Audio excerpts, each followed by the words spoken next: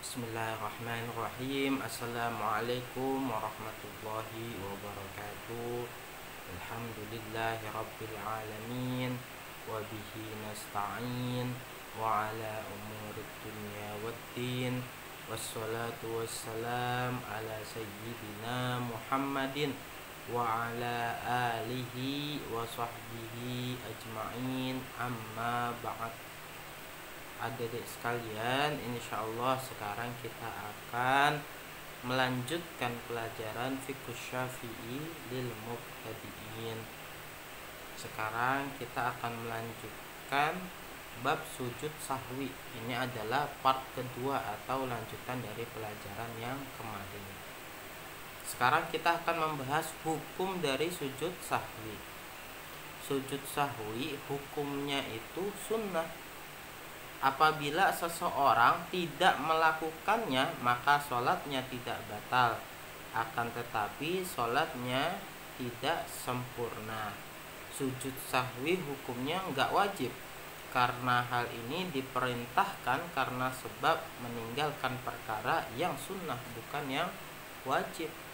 Ada di sholat subuh, kemudian lupa enggak kunut.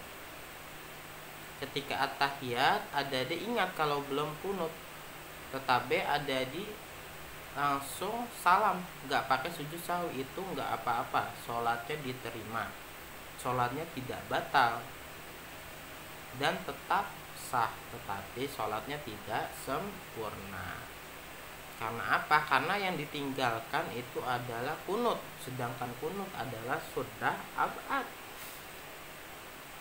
Sunnah itu apa? Sesuatu yang dikerjakan itu mendapatkan pahala, tetapi jika ditinggalkan tidak apa-apa. Paham ya? Tetapi lebih baik untuk dikerjakan, walaupun tidak dikerjakan ini tidak berdosa. Sekarang tata cara sujud sahwi. Sujud sahwi dilakukan sebanyak 2 kali sujud.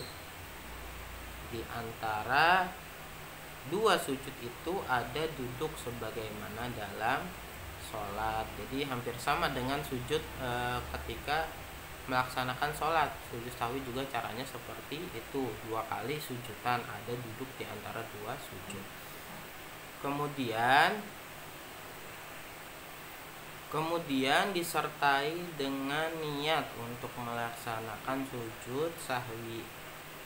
Adapun tempat sujud sahwi adalah di akhir sholat sebelum salam. Jadi sujud sahwi itu hanya dilakukan di akhir-akhir sholat sebelum kita itu salam. Nah, itu tempatnya sujud sahwi. Setelah membaca at-tahiyat, kemudian sebelum salam, itu kita melaksanakan sujud sahwi 2 kali sujudan.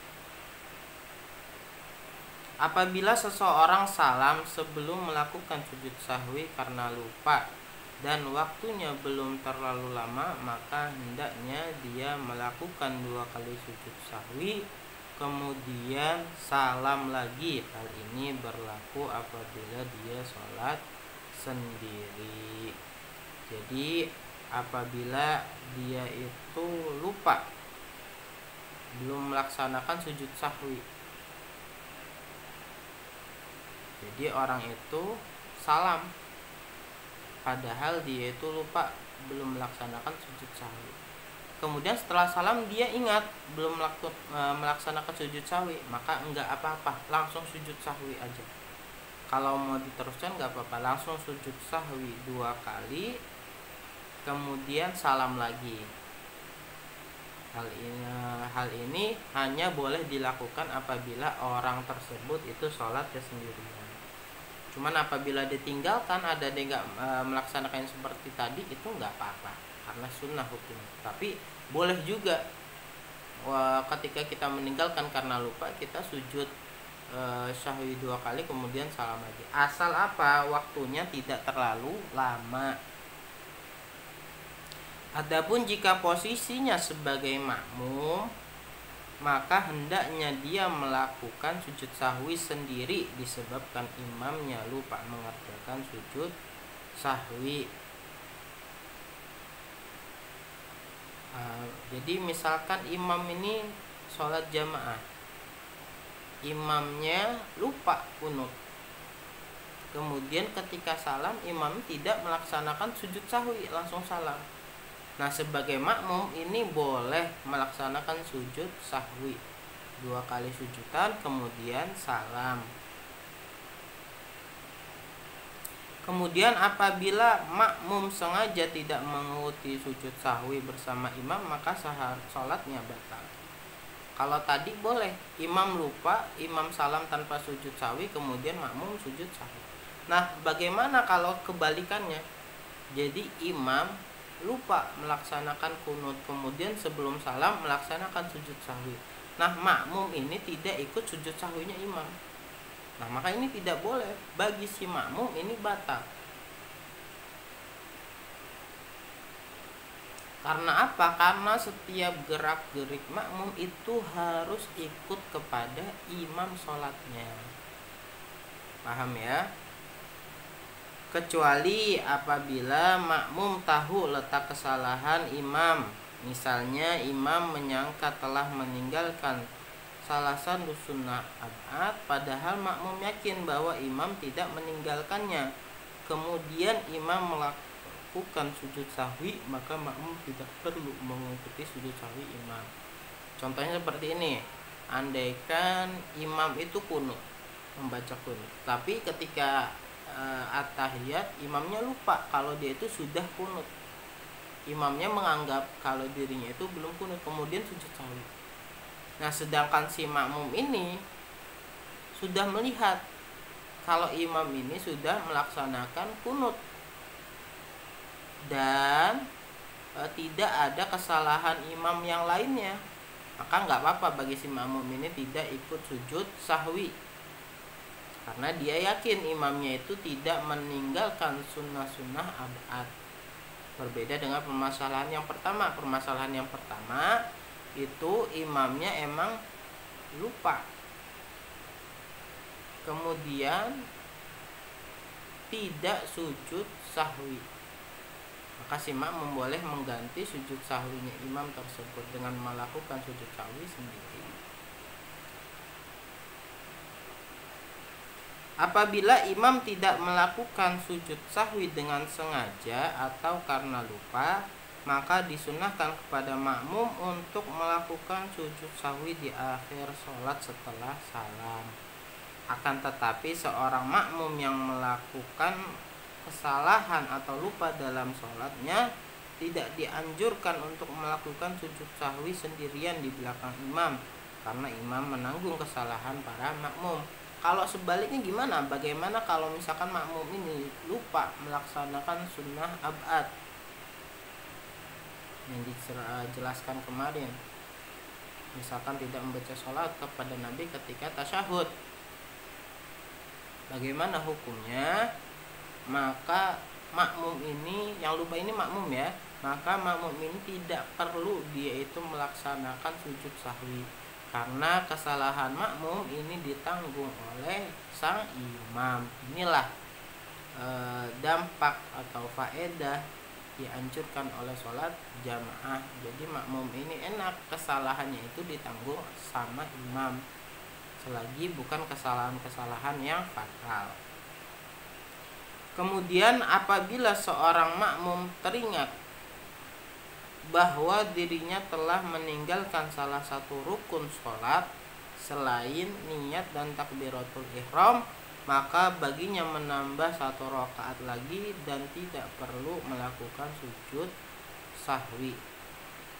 Jadi makmum ini lupa, dia ini ketika rakaat kedua atau rakaat terakhir pada sholat subuh, makmum ini sujud hanya 1 kali saja di rakaat terakhir. Maka dia makmum ini ketika imam salam berdiri lagi untuk mengganti sujud tersebut, menambah 1 rakaat lagi dan tidak perlu melaksanakan sujud sahwi. Akan tetapi apabila dia itu ragu-ragu apakah telah meninggalkan salah satu rukun atau tidak, maka dia harus menambah 1 rakaat lagi setelah imam salam dan tidak perlu melaksanakan atau melakukan sujud sahwi.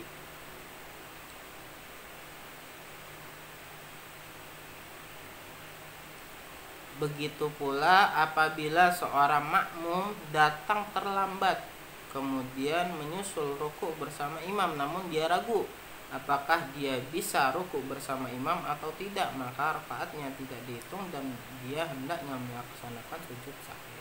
Jadi batasan seorang makmum itu dianggap satu rakaat ketika imam ini rukuk, makmum masbuk datang, kemudian dia itu rukuk lagi, rukuk juga makmumnya itu langsung takbir Allahu Akbar langsung rukuk.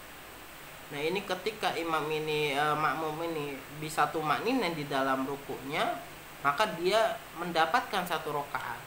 Jadi nggak perlu menambahkan rakaat. Paham ya? Karena apa? Masih menemukan rukuknya imam.